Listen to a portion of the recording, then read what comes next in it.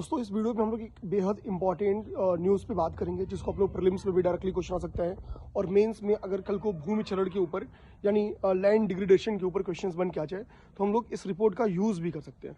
ये रिपोर्ट कहती क्या है आपको बता देते हैं। ये रिपोर्ट पहली बात रिपोर्ट क्या है तो ecological connectivity and land restoration यानी इकोलॉजिकल कनेक्टिविटी और भूमि पुनर्स्थापना पर लैंड आउटलुक रिपोर्ट 2025 है। ये रिपोर्ट जारी की जाती है यूएनसीसीडी और सीएमएस के द्वारा, ठीक है, कन्वेंशन ऑन माइग्रेटरी स्पीसीज, ठीक है। अब ये रिपोर्ट कहती क्या है, कंक्लूजन क्या है इस रिपोर्ट का वो ध्यान देते हैं।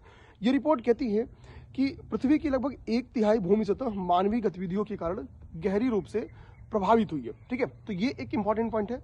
दूसरी ये बात कहती है कि nearly 40% of global land is affected by the degradation, ठीक है, यानी भूमि क्षरण से जो ग्लोबल लैंड है उसका लगभग 40% हिस्सा क्या है, भूमि क्षरण से प्रभावित हो चुका है। और इस 40% हिस्से पे दुनिया की लगभग आधी आबादी निवास करती है।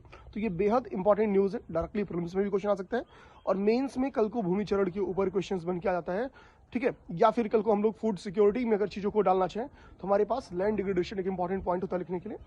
हम इसको विथ एग्जाम्पल अच्छे से लिख सकते हैं। जय हिंद।